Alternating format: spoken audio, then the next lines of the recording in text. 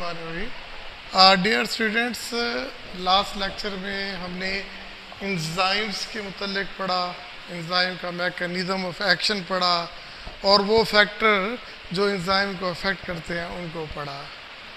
तो आज का जो टॉपिक है बड़ा सिंपल सा और बहुत इम्पोर्टेंट है।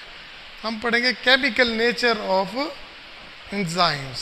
ठीक है, ये तो आपको पता है कि एंजाइम्स आर बायो कैटलिस्ट, ये बात पता लगी है ना। वो हम अभी कहते रहे कि जी एंजाइम्स जो होते हैं ना बेसिकली क्या होते हैं, प्रोटीन्स इन नेचर होते हैं। क्या होते हैं? Protein in nature. तो अगर हम यूं कह दें ना कि प्रोटीन के साथ एक नॉन प्रोटीन भी मौजूद होती है। ठीक है, तो अगर ये देखिए ये क्या है, ये है प्रोटीन। एंजाइम के साथ प्रोटीन है, या तो इसके साथ लूजली या फिक्स्ड टाइटली एक नॉन प्रोटीन का मतलब होगा कोई मेटल होगा। ठीक है, क्लियर हो गया ना। तो जो इसकी पूरे एंजाइम की एक्टिविटी के लिए बहुत ज़रूरी है। तो इसका मतलब क्या हुआ कि एंजाइम्स में दो हिस्से हैं, एक प्रोटीन है, प्योर प्रोटीन होता है, या तो ये प्योर प्रोटीन ही होती है, या तो ये क्या होती है, प्योर प्रोटीन होती है। एक सूरत हो सकती है, या प्रोटीन के साथ एक नॉन प्रोटीन पोर्शन अटैच होता है। ठीक है, नॉन प्रोटीन के साथ एक अटैच होता है। तो प्रोटीन के साथ जो ये जो प्रोटीन पोर्शन होता है बहुत ज़रूरी होता है कि वो एंजाइम अपनी एक्टिविटी करे। ठीक है, अगर ये जो नॉन प्रोटीन है अगर ये अटैच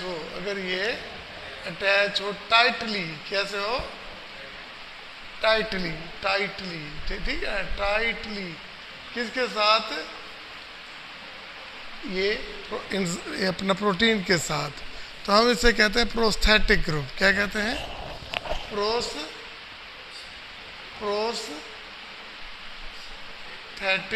ग्रुप कहते हैं। मेरे बच्चे समझ आ गई आपको? इसे प्रोस्थेटिक ग्रुप करते हैं।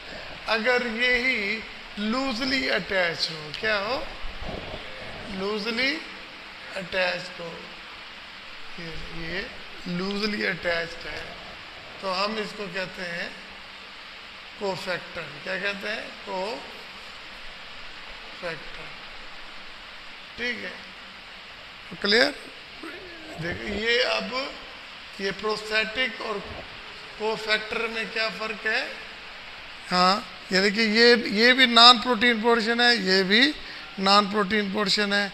ये एंजाइम के साथ अगर अटैच होगा टाइटली तो वो प्रोस्थेटिक ग्रुप कहलाएगा, और अगर लूजली अटैच होगा तो अपना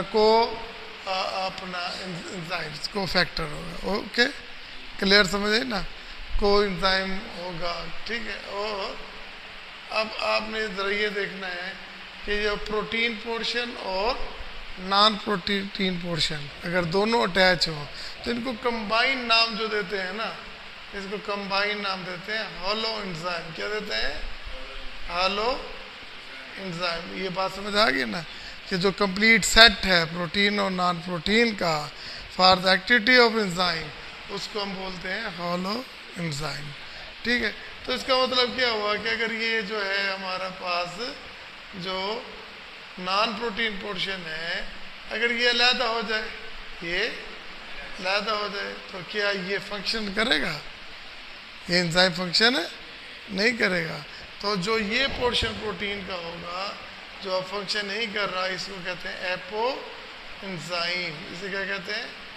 एपो एंजाइम। अब पता लग गया होलो एंजाइम और एपो एंजाइम कि अगर प्रोटीन और नॉन प्रोटीन का कंप्लीट सेट होगा तो वो क्या कहलाएगा? Holo enzyme. अगर उसका जो प्रोस्थेटिक को अलहदा कर दिया जाए, किसके साथ, जो नॉन प्रोटीन है, प्रोस्थेटिक कोफैक्टर को अलहदा कर दिया जाए, तो उसको हम क्या बोलते हैं? Apo enzyme. क्या बोलते हैं? Apo enzyme. क्लियर हो गया? तो एक लफ्ज़ होता है राइबोजाइम।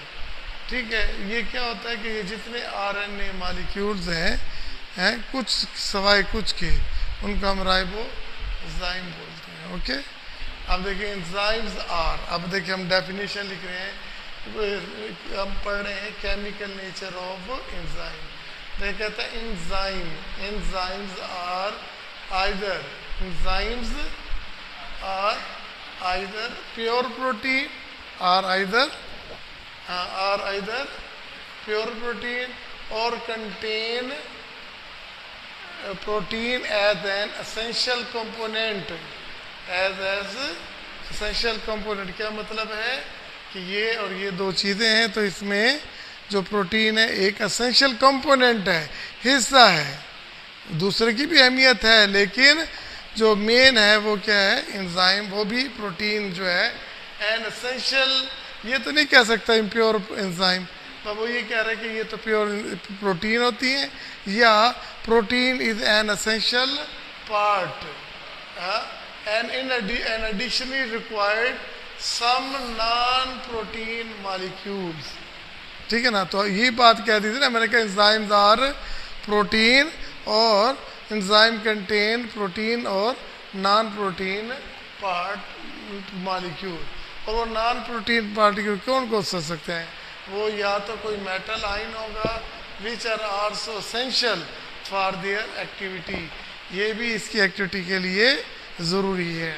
आपके सामने मैंने इसको इससे अलहदा किया है, तो इसकी एक्टिविटी क्या हो गई, ख़त्म हो गई। इन लेटर केस, जो दूसरी केस जिसमें प्रोटीन और नॉन प्रोटीन इकट्ठे थे, तो उसमें क्या कहता है, in latter case the protein component is called apo enzyme. जो प्रोटीन पोर्शन होता है उसको क्या बोलते हैं, एपो एंजाइम। ठीक है, और जो नॉन प्रोटीन पोर्शन होता है उसको क्या कहते हैं, एज ए प्रोस्थेटिक ग्रुप, एकोफैक्टर और कोएंजाइम। तीन टर्मिनोलॉजीज कह दी। देखो बिल्कुल वही कहा आपने, ये तस्वीर याद करनी है, आपको हमेशा के लिए याद हो गया। ठीक है, ये देखो ये क्या कह रहा है कि ये जो नॉन प्रोटीन जो एंजाइम है उसको जो प्रोटीन वाला पोर्शन होता है उसे एपो एंजाइम कहते हैं, और जो साथ वाला दूसरा नॉन प्रोटीन होता है उसे प्रोस्थेटिक ग्रुप कहते हैं, को फैक्टर कहते हैं, या को एंजाइम कहते हैं। और को enzyme, the apo enzymes and the non protein component is either A prosthetic group, को फैक्टर और को एंजाइम। प्रोटीन तो वही होगा, जो नॉन प्रोटीन में क्या होगा, प्रोस्थेटिक ग्रुप होगा, को फैक्टर होगा और को एंजाइम होगा। ओके, टर्मिनोलॉजी जैसे दो इंसान इकट्ठे बैठे हो, एक का नाम अमजद है, दूसरे का नाम असगर है तो दोनों इंसान।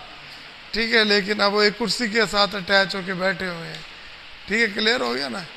तो अगर जज बैठा होगा तो उसको सलाम करेंगे, अगर कोई फ़कीर बैठा होगा उससे कहेगा भाई तू यहाँ क्यों बैठ गया। ठीक है ना, तो बहरहाल को फैक्टर और प्रोस्थेटिक का फ़र्क तो होगा, तो नाम मुख्तलिफ है। तो यही चीज़ उसने डिस्कस की है कि वन बाय वन कि what are holoenzymes, what are holoenzyme. अब मैंने क्या कहा था कि दोनों का कम्बिनेशन जो होता है प्रोटीन और नॉन प्रोटीन पोर्शन को कहता है, देखो the apo enzymes are non protein part together constitute the whole और complete termed as holo enzyme. Non protein component needed for the enzyme activity. जो नॉन प्रोटीन होता है इसके बगैर एक्टिविटी नहीं होती, वो एसेंशियल होता है। दिस इंक्लूड डेरिवेटिव, या तो ये विटामिन B12 बी कम्प्लेक्स होंगे और या मेटेलिक आइंस होंगे। मेरे बच्चे समझ आइए ना, या तो वो क्या होंगे बी कम्प्लेक्स, जितने भी विटामिन होते हैं ये कोएंजाइम्स होते हैं। ठीक, एंजाइम नहीं होते लेकिन एंजाइम की मदद करते हैं।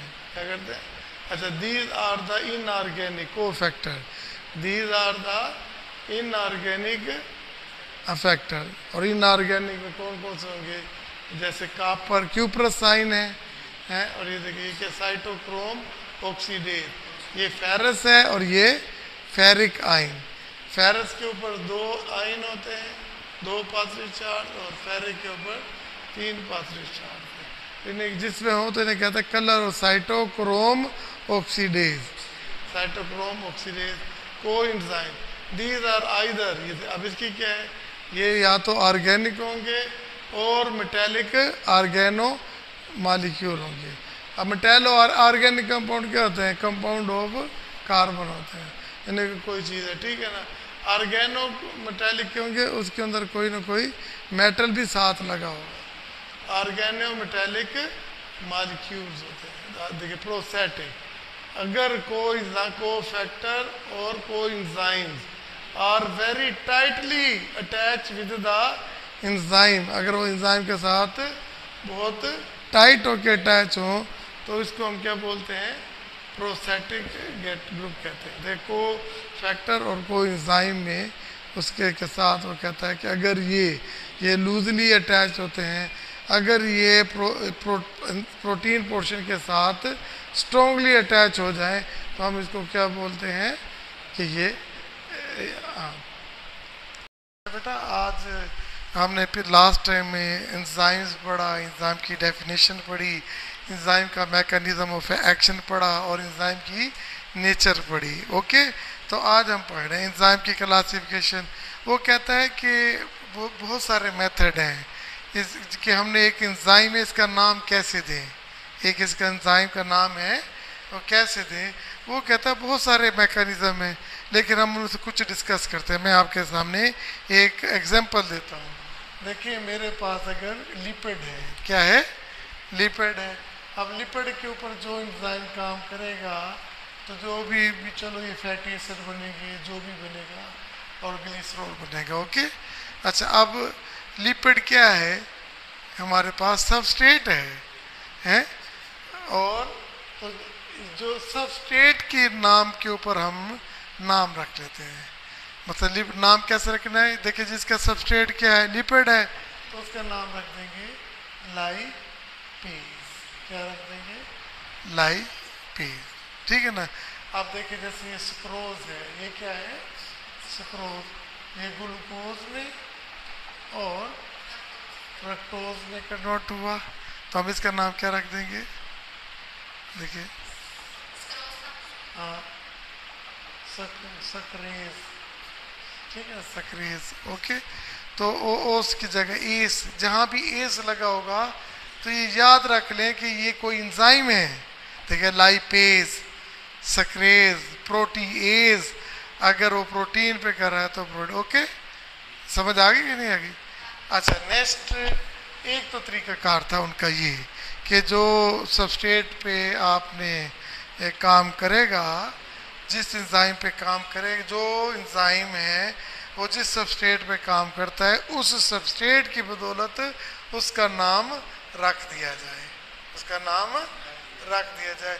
और वो कैसे रखा, मैंने एग्जांपल दी किसकी, सक्रेज की है, तो वो सुक्रोज को वो करता है कन्वर्ट किस में, ग्लूकोज में और फ्रक्टोज में। ओके, अच्छा फिर एक और तरीका होता है, देखिए आपका मैकेनिज्म होता है हर चीज़ के बनाने का तरीका। मतलब कोई एक हर कोई चीज़ बनाता है, हर एक का मेथड मुख्तलिफ होता है। कोई चीज़ बनाने के लिए कोई चीज़ रिमूव कर देता है और कोई ऐड कर देता है, कोई रिमूव कर देता है, कोई ऐड कर देता है, या कोई ट्रांसफ़र कर देता है, एक जगह से दूसरी जगह ट्रांसफ़र कर देता है, ये भी कर सकता है ना। देखो या तो वो ऐड करेगा या रिमूव करेगा या उसके अंदर क्या करेगा, ट्रांसफ़र कर देगा, है कोई रिप्लेसमेंट कर देगा। अब जिस चीज़ की रिप्लेसमेंट कर देगा उसका नाम रख लेंगे। अगर मिथाइल की ट्रांसफ़र करेगा तो मिथाइलेशन करेगा, अगर एसाइल ग्रुप की ट्रांसफ़र करेगा तो एसाइलेशन करेगा। अच्छा फिर ये भी नहीं होता है, मैकेनिज्म ऑफ एक्शन होता है, फिर उसकी बुनियाद तकसीम किया जाता है, फिर उसकी सब क्लासेस की जाती हैं। क्या की जाती हैं, सब। देखिए जैसे मैंने कहा ट्रांसफ़र करना, मिथाइल ग्रुप कर दोगे तो मिथाइलेज हो जाएगा, ट्रांस मिथाइलेज हो जाएगा। अगर एसाइल करेंगे तो ट्रांस एसाइलेज हो जाएगा। तो ये दोनों किसके ग्रुप होंगे, ट्रांसलेशन के लिए ट्रांसफ़र, ठीक है ना। और ये ट्रांसफरेज होंगे, ठीक है ना, क्लियर हो गया ना। ये ट्रांसफ़र करते हैं, देखिए नाम से ना ये ट्रांसफ़र करते हैं। ये देखिए ये ऑक्सीडोरिडक्टेज हैं, तो ये क्या करते हैं, ऑक्सीडेशन भी कर रहा है, ये इसका मैकेनिज्म ऑफ एक्शन है। और कुछ होते हैं पानी कोई चीज़ ऐड करते हैं, वाटर को रिमूव कर देते हैं, वो हाइड्रोलेसिस हैं। और कुछ चीज़ें छोटी चीज़ों को मिलाकर बड़ी चीज़ें बना देते हैं, वो लाइएसिस होते हैं। और लाइएसिस नहीं, उसको तोड़ देते हैं, छोटी चीज़ों को बड़ी चीज़ को छोटी चीज़ों में तोड़ देते हैं, ठीक है ना। और कोई चीज़ होती है छोटी चीज़ों को मिलाकर बड़ी चीज़ों में कन्वर्ट करते हैं, तो उसे लाइगेसिस कहते हैं। देखिए मैकेनिज्म का समझ आया ना, कोई ऑक्सीडेशन रिडक्शन कर देता है। ऑक्सीडेशन का मतलब क्या होता है, रिमूवल ऑफ हाइड्रोजन और एडिशन ऑफ ऑक्सीजन, ठीक है ना। रिमूवल ऑफ इलेक्ट्रॉन भी होता है, ठीक है ना, तो उसे कहते हैं ऑक्सीडेशन कहते हैं। मेरी बात समझ आ गई कि नहीं, ये नहीं आई, तो ये ऑक्सीडेशन हो गया है। और अब क्या करते हैं जी, हम कहते हैं कि जी ट्रांसफ़र करते हैं, तो देखिए ट्रांसफरेज कर लिया, एक चीज़ ग्रुप को दूसरे ग्रुप में ऐड कर देना, ये ट्रांसफरेज है। अब इसकी भी सब क्लासेस होंगी। फिर उसके बाद क्या है, हाइड्रोलेसिस। तो जहाँ हाइड्रो मीन क्या होता है, वाटर होता है, तो इनके वाटर की मौजूदगी में कोई चीज़ इस तरह करना पड़ेगी। और देखिए लाइएसिस क्या होता है, लाइएसिस। लाइएसिस का मतलब क्या होता है, किसी बड़ी चीज़ को छोटे हिस्सों में तकसीम कर देना। और फिर देखिए आइसोमरेज, इस तरह तब्दीली करना कि उसका मतलब अगर आप शीशे के सामने खड़े हो ना इस तरह करके, तो मिरर में आप क्या होंगे, लेफ्ट हैंड में नजर आएंगे। अगर मिरर आपने यहाँ भी इस कान में पहना हुआ राइट में, तो मिरर में क्या होगा, लेफ्ट में हैं। दोनों एक है लेकिन थोड़ा सा उनके स्ट्रक्चर में चेंजेस आ जाती हैं, तो ऐसी चेंजेस को कहते हैं आइसोमरेसिस, आइसोमर कहते हैं। लेकिन ऐसे इसका मतलब है ऐसे एंजाइम जो आइसोमरिज्म करेंगे, मसलन ग्लूकोज को फ्रक्टोज में, फ्रक्टोज को ग्लूकोज में कन्वर्ट कर दो, ठीक है ना। क्लियर हो गया ना, बस जैसे क्लियर हो गया, इसी तरह और भी जो करते उसे कहते हैं आइसोमरेसिस। अच्छा ये अब हम आगे पीछे, ये जो है ना एक एंजाइम कमीशन है, क्या है, एंजाइम कमीशन ने इस मेथड के साथ ये क्लासिफिकेशन की है। हमने कहा क्या कहा था, एक based on the name of substrate पे होता है, दूसरा कहता है based on the mechanism of action होता है, और तीसरा होता है कि ऐसे ट्राइवियल होते हैं, कोई समझ नहीं होती कि बस ऐसे लगा दो, ठीक है ना। तो जो जो जिसने लगा दिया उसने उसका नाम रख लिया एज ए देखिए ट्राइवियल मेथड, ट्राइवियल मेथड में उसमें कोई ना तो वो उसका कोई सबस्ट्रेट को जाहिर कर रहा होता है और ना वो उसके मैकेनिज्म को कर रहा होता है। बेटा समझ आ गई ना, ना वो सबस्ट्रेट को और ना वो मैकेनिज्म को कर रहा होता है। जैसे सरीन प्रोटीएज है, हम इसे वन बाय वन पढ़ेंगे, ठीक है, क्लियर हो गया। अब देखो मैकेनिज्म के लिहाज से एक ही क्लास में ऑक्सीड और रिडक्टेज क्या करते हैं, ऑक्सीडेशन और रिडक्शन करते हैं। इसको फर्दर 4 क्लासों में डिवाइड किया गया है। ट्रांसफरेंसेस ये भी एक फंक्शनल ग्रुप को एक जगह से दूसरी जगह ट्रांसफर करता है। एग्जांपल तो देना पड़ेगी। अच्छा देखिए आइसोमरेज क्या करता है, जो जो आइसोमरिज्म काज करते हैं, जो उनके स्ट्रक्चर मॉलिक्यूलर फार्मूला तो एक हो लेकिन स्ट्रक्चर फार्मूला में तब्दीली पैदा कर ले, उसे आइसोमरेज करते हैं।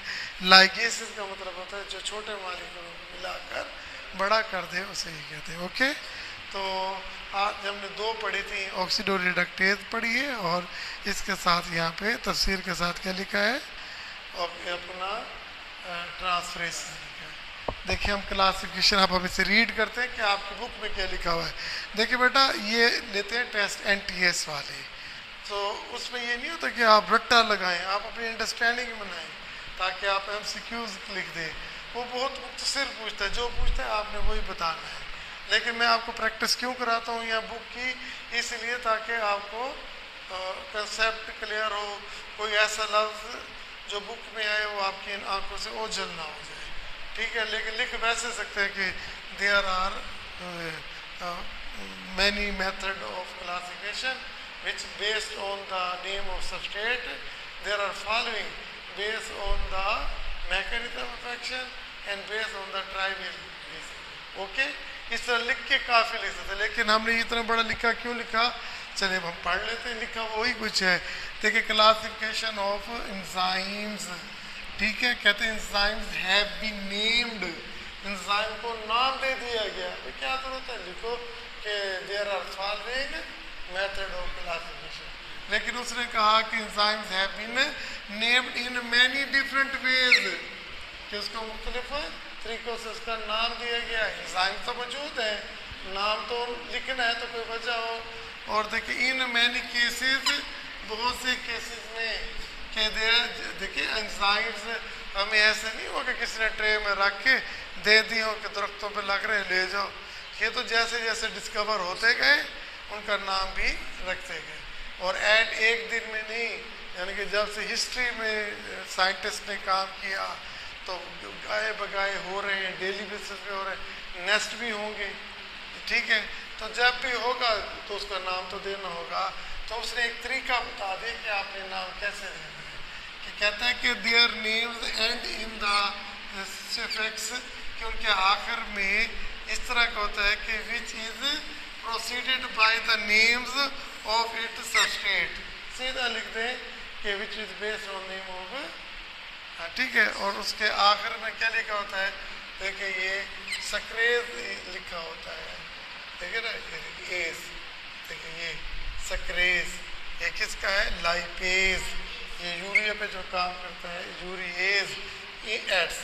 इन अदर वर्ड, इन दूसरा मेथड बता रहा है, they are named according to the mechanism of action. देखिए, इतनी मुश्किल इंग्लिश लिखी हुई है, आपने वैसे लिखना है कि there are following, we can name the enzyme by the following method on the base of name of अपना substrate on the mechanism of action.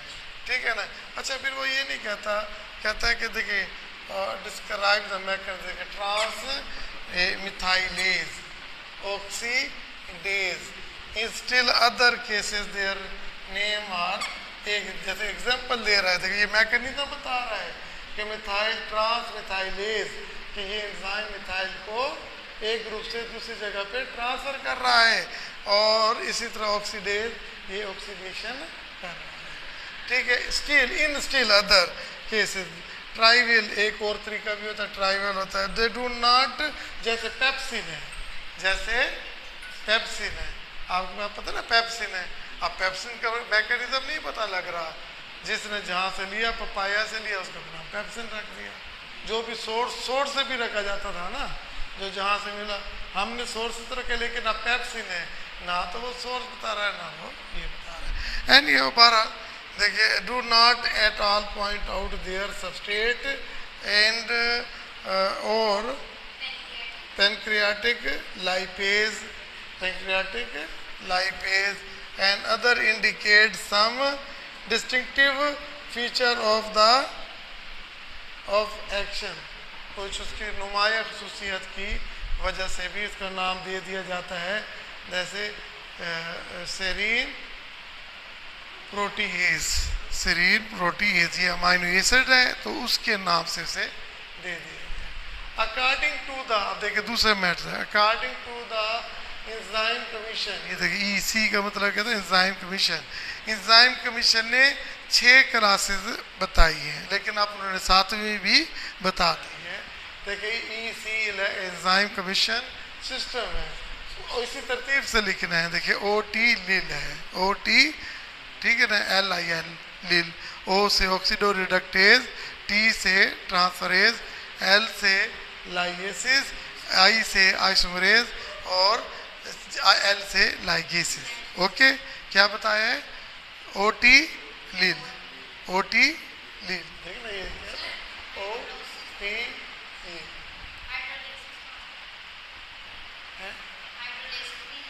ई एक सॉरी, एक मिनट. अच्छा सॉरी, ये देखिए ये ओ टी एच कर लो, O T H, O T H लील. ठीक है ना. तहसील हेडक्वार्टर होता है ना हॉस्पिटल का नाम, OTH लील. ठीक है ना. ओके, अब देखिए ओ, अब इससे पता लग जाएगा, O से ऑक्सीडोरिडक्टेज, T से ट्रांसफरेज, H से हाइड्रोलेज और L से लाइगेसिस, I से आइसोमरेसिस और L से लाइगेसिस। अब देखो इस तरह तो आसान होगा, अदरवाइज तो आपको बड़ा मुश्किल लगेगा ना।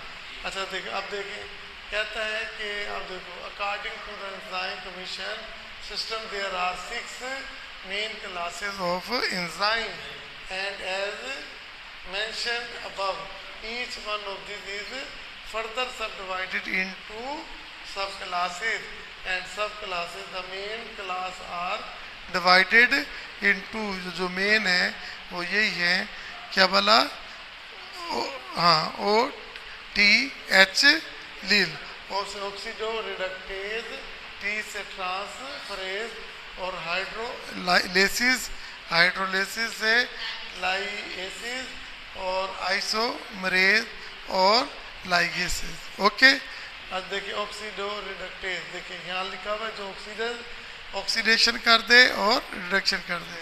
देखिए these enzymes are also called redox, देखिए एमसीक्यूज हो गया, it is also known as the redox.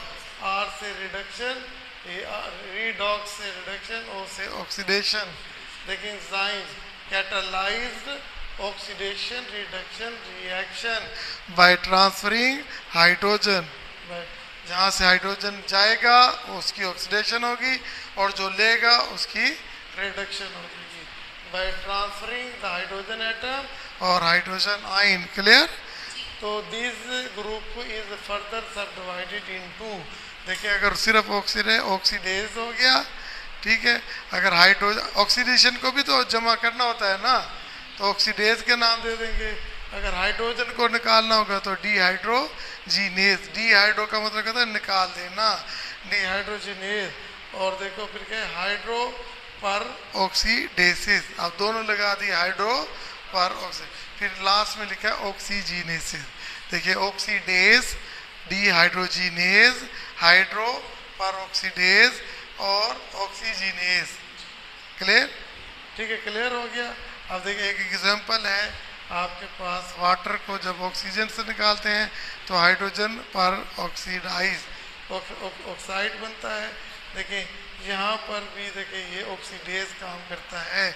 हाइपोजेंथेन, हाइपोजेंथेन किस में कन्वर्ट होता है, जेंथेन में, जेंथेन कन्वर्ट होता है यूरिक एसिड में। अब ये यूरिक एसिड जब बनता है ना, इसकी मेटाबोलाइट होगी तो इसकी मेटाबोलाइट हाइपोजेंथेन, जेंथेन और यूरिक एसिड, तो इस सारे में ऑक्सीडेशन का काम हो रहा होता है। हाइपोजेंथेन किस में कन्वर्ट होता है, जेंथेन में, जेंथेन की ऑक्सीडेशन होती है वो किस में कन्वर्ट हो जाता है, यूरिक एसिड में। क्लियर हो गया? तो ये सारी ऑक्सीडेज, जो मेडिसिन इस ऑक्सीडेज एंजाइम को रोक देगी।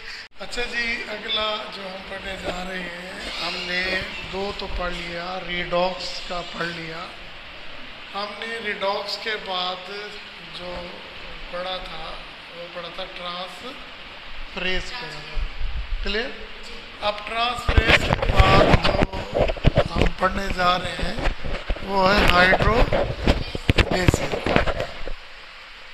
हाइड्रोलेसिस का मतलब है, देखिए कोई चीज़ हो, अगर उसमें पानी शामिल हो और पानी के बाद वो टूट जाए और उसका फंक्शनल ग्रुप वाटर में ऐड हो जाए, मेरे बच्चे समझ आए ना, कोई वाटर के साथ अटैच हो और उसी वक्त वो चीज़ टूट जाए और उस सबस्ट्रेट का जो फंक्शनल ग्रुप है वो वाटर के साथ अटैच हो जाए, तो हम इसे कहते हैं लाइसिस। ओके, तो अब इसी तीसरी है, अब देखिए दीज एंजाइम्स, बस आप सिंपल ये लिख दें, एक ही तरीका लिख दें, जो हेडिंग है इतना लिख लें, these are the group of enzyme which bring hydrolysis. जो लफ्ज लिखा होता है आपका पेपर में एग्जामिनेशन पॉइंट ऑफ व्यू से आपका मकसद हल हो जाता है, लेकिन जो उसने वर्ड्स यूज किए वो एमसीक्यू तो इसी तरह वर्ड्स को उठा के दे देता है, फिर आपको डिफिकल्टीज होती है, तो उससे समझना जरूरी है। देखिए द एंजाइम्स हाइड्रोलाइसिस, मैंने क्या विच काज हाइड्रोलाइसिस, काम हो गया। अब हाइड्रोलाइसिस की डेफिनेशन कर रहा है, एड वाटर इज इंस्टेंट, जैसे ही दाखिल होता है उसी वक्त इंस्टेंट फौरन ही उसको डिकम्पोज कर देता है, उसको तोड़ देता है and functional group of the substrate transferred to water, यही कहा था। फिर हमने कहा सब ग्रुप भी किए हैं। अब इसमें सब ग्रुप में देखिए जी बेटा प्रोटीएज, देखिए ये प्रोटीन से है, कार्बोहाइड्रेट, कार्बोहाइड्रेट से, अब कितनी कार्बोहाइड्रेट है एक ही बता दिया उसने, और लिपिड हाइड्रोलाइजिंग एंजाइम, देखिए protein carbohydrate lipid, lipid hydrolysing enzyme carbohydratase और प्रोटीनेज, ओके, और डी अमाइडेज, ओके समझ आई। अब देखें और डी अमाइडेज और डी अमाइडेज, ठीक है। अब इसमें फंक्शनल ग्रुप अमाइड होगा, इसका फंक्शनल ग्रुप क्या होता है अमाइड्स, अमाइड्स में ये NH2 होगा और अमाइड्स में तो C डबल बॉन्ड हो NH2 होता है, ओके। अच्छा फिर है लाइएसिस, मैंने तो ऐसे कहा था ना कि लाइएसिस में कोई छोटी चीज़ कोई चीज़ बनती है तो टूटती है, वो ये कहता है। लेकिन यहाँ देखिए वो तीन चीज़ें बता रहा है, एक अमोनिया NH3, एक कार्बन डाइऑक्साइड और एक वाटर, ठीक है, टू द डबल बॉन्ड, या तो उसमें ऐड हो जाएंगी या उसमें से रिमूव हो जाएंगी, तो उससे एक डबल बॉन्ड बनेगा। These enzyme catalyse the addition of, इन तीन प्रोडक्ट इनमें से किसी एक का टू द डबल बॉन्ड, जब डबल बॉन्ड होगा तो ऐड होगा, जब किसी सिंगल बॉन्ड वाली चीज से निकालेंगे तो डबल बॉन्ड प्रोड्यूस होगा। देखिए कैप इस तरह से बंद हो गया तो इस तरह किया तो ये खुल गया, ओके, अपोजिट है ना। एडिशन किस में करेंगे डबल बॉन्ड, डबल बॉन्ड में एडिशन हो जाएगी कार्बन डाइऑक्साइड की, अमोनिया की या वाटर की, और removal of these group living behind, जब उन्हें रिमूव करेंगे तो लिविंग बिहाइंड क्या होगा डबल बॉन्ड। देखिए मेरे बच्चे समझ आ गया ना। अब देखिए फ्यूमेरिक एसिड है, ये कन्वर्ट होता है मैलिक एसिड, अगर आप मैलिक एसिड के स्ट्रक्चर में देखेंगे तो एक डबल बॉन्ड है। मेरी बात समझ आ गई या नहीं आई? देखिए फ्यूमेरिक एसिड है ना, ठीक है, और ये मैलिक एसिड है, ठीक है, इसमें से अब इसमें डबल बॉन्ड होगा, इसमें डबल बॉन्ड नहीं होगा, ठीक है, इससे रिमूवल हुई होगी, ठीक है, किसी एक चीज़ की, ये मैं बाद में आपको डिटेल्स में कर समझा दूंगा, ठीक है। फ्यूमेरिक एसिड मैलिक एसिड में, तो ये एग्जाम्पल है किसकी भला, लाइएसिस की। क्यों हुआ है कि इसमें एक रिमूवल होने से डबल बॉन्ड क्रिएट हुआ है। मुझे याद पड़ रहा है कि इससे वाटर निकलता है शायद, या कार्बन डाइऑक्साइड, दोनों में से एक, आई थिंक वाटर निकलता है, इनमें से वाटर निकल जाता है और इसके अंदर क्या बन जाता है डबल बॉन्ड बन जाता है। देखिए आइसोमरेज, हम कहेंगे this is the group of enzyme which bring isomerism, बस इतना हो गया। आइसोमरिज्म क्या होती है, स्ट्रक्चरल चेंजेस होती हैं, क्या होती हैं, तो इसने क्या लिखा, this enzyme which catalyse the structural changes in A molecule, उस मॉलिक्यूल में स्ट्रक्चरल चेंजेस करती हैं, मॉलिक्यूलर फार्मूले में चेंजेस नहीं आती, by the transfer of group in it, उसमें से transfer of group in it and formation of isomeric form, तो उसमें उसकी आइसोमेरिक फॉर्म में कन्वर्ट कर देता है। एंड ग्लूकोज 6 फास्फेट, ग्लूकोज से ग्लूकोज के जो छठे पे था ना फास्फेट ग्रुप लगा हुआ है, ठीक है, तो ये कन्वर्ट हो जाता है फ्रक्टोज 6 फास्फेट, ये एल्डिहाइड है और ये केटोन है। इसमें फंक्शनल ग्रुप क्या है एल्डिहाइड, इसमें क्या है केटोन है, ठीक है। दोनों का स्ट्रक्चर फार्मूला मुख्तलिफ है, मॉलिक्यूलर फार्मूला एक ही है, C6H12O6, ठीक है, और साथ में फास्फेट लगा हुआ है। ग्लूकोज 6 फास्फेट कन्वर्ट हो जाता है फ्रक्टोज 6 फास्फेट में। दीज एंजाइम कैटलाइज द, अभी देखिए लाइगेसिस, ठीक है ना। अब वो कहते हैं हमने क्या कहा था, छोटे मॉलिक्यूल मिलकर बड़े मॉलिक्यूल बना देते हैं।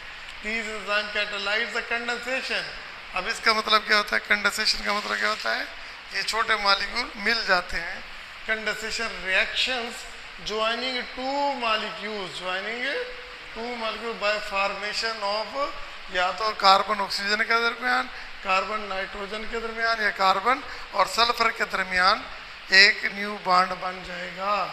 तो यह कार्बन कार्बन के दरमियान बॉन्ड देखिए, ये इसके साथ भी मिल सकती है, इसके साथ भी मिल सकती है, इसके साथ भी मिल सकती है, और दो कैप आपस में भी मिल सकते हैं। इस क्लियर? मेरी बात समझ आ गई ना? तो ये एक कंडेंसेशन होकर दो मॉलिक्यूल एक बड़ा मॉलिक्यूल बना देते हैं by forming a new bond between the carbon oxygen, carbon carbon, carbon nitrogen, carbon and sulfur adds, ठीक है ना, along with the energy। जब बॉन्ड बनता है तो एनर्जी चाहिए होती है, एनर्जी चाहिए होती है, और वो एनर्जी कहाँ से आती है? एटीपी से आती है। देखिए bond along with the energy releasing hydrolysis और cleavage of the high energy, ठीक है ना, तो एनर्जी इससे, ठीक है, बॉन्ड फॉर्मेशन होती है तो एनर्जी रिलीज होती है, ठीक है ना।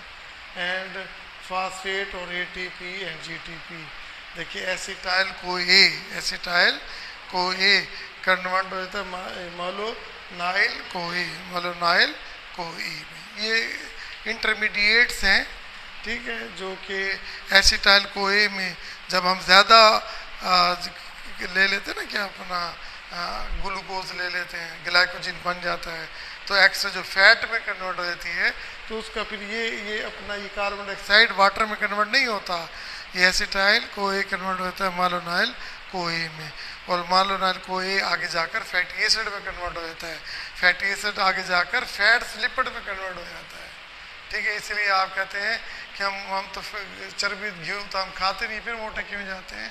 वो जो आप एक्स्ट्रा दिन रात रोटियां खाई जा रहे हो ना, कार्बोहाइड्रेट, वो फिर आपकी चर्बी बनना शुरू हो जाती है। तो it is all about the class. बहुत इंपॉर्टेंट ये टॉपिक है, आपको ये 6 क्लासिफिकेशन आनी चाहिए, इनके एग्जाम्पल MCQs आ सकते हैं, ठीक है, लॉन्ग क्वेश्चन कई दफ़ा आया है और आ सकता है। तो most important question of this chapter. Okay, अल्लाह थे कि अभी आपको पता है कि मैंने पढ़ाया ऑक्सीडो रिडक्टेज, तो इसकी रीडिंग में भी हमने देखा कि जी ऐसे एंजाइम जो ऑक्सीडेशन या रिडक्शन कर ले, इनको हम रेडॉक्स भी कहते हैं, ठीक है ना। इसमें क्या होता है? हाइड्रोजन की रिमूवल होती है, हाइड्रोजन आयन की रिमूवल होती है, इसको सब डिवाइडेड किया गया है। देखिए जब हम हाइड्रोजन की बात करते हैं ना, तो वहाँ ऑक्सीजन की भी बात करते हैं। अगर हाइड्रोजन को निकाल दें या ऑक्सीजन को ऐड कर दें, तो आप देखिए ऑक्सीजन को ऐड किए तो ऑक्सीजनेज होगा, अगर हाइड्रोजन को निकालेंगे तो डी हाइड्रोजनेज होगा, और हाइड्रो पर ऑक्सीडेज भी है, और इसके अलावा मेरे बच्चों यहाँ पर जो है ऑक्सीजनेज भी है। 2 एग्जाम्पल यहाँ पे दिए, याद रखिएगा। हाइड्रोजन को, वाटर को ऑक्सीजन के साथ मिलाया है, तो देखिए यहाँ पे ऑक्सीजन ऐड हो रही है, ऑक्सीडेशन हो रही है, हाइड्रोजन पर ऑक्साइड हो गया। इसी तरह आपके पास रिडक्शन होती है हाइड्रोजन हाइपोजेंथेन से, कि ऑक्सीडेशन हुई जेंथेन में, जेंथेन कन्वर्ट होता है यूरिक एसिड में। ओके, तो यहाँ पर भी, इसके अलावा अगर आप देखेंगे कि डी हाइड्रोजिनेज यहाँ हाइड्रोजन की रिमूवल हो रही है, ठीक है। तो हमारे पास पायरुविक एसिड बनता है ग्लाइकोलाइसिस से, ग्लाइकोलाइसिस में अगर ऑक्सीजन मौजूद हो तो वो उसकी ऑक्सीडेशन होती है, ठीक है, तो वो फिर उसमें कन्वर्ट होता है किसमें वाला एसिटाइल को ए में, और फिर वो कार्बन डाइऑक्साइड वाटर में कन्वर्ट हो जाता है। लेकिन अगर ऑक्सीजन की कमी हो जाए तो ये पायरुविक एसिड किसमें कन्वर्ट हो जाता है? लैक्टिक एसिड में। किसमें कन्वर्ट होता है? लैक्टिक एसिड में कन्वर्ट हो जाता है। ओके, तो इसके अलावा इसने आपकी बुक में नाम फिर लिख लिए, लेकिन एग्जाम्पल नहीं दी, तो हम इनकी एग्जाम्पल नहीं देखेंगे। हमें पता है कि डीहाइड्रोजिनेसिस की 2 एग्जाम्पल्स हैं, एक एग्जाम्पल है। ओके, और ये देखिए हाइड्रोजिनेसिस की उसने एग्जाम्पल नहीं दी, इसी तरह ऑक्सीजनेसिस की एग्जाम्पल भी नहीं दी।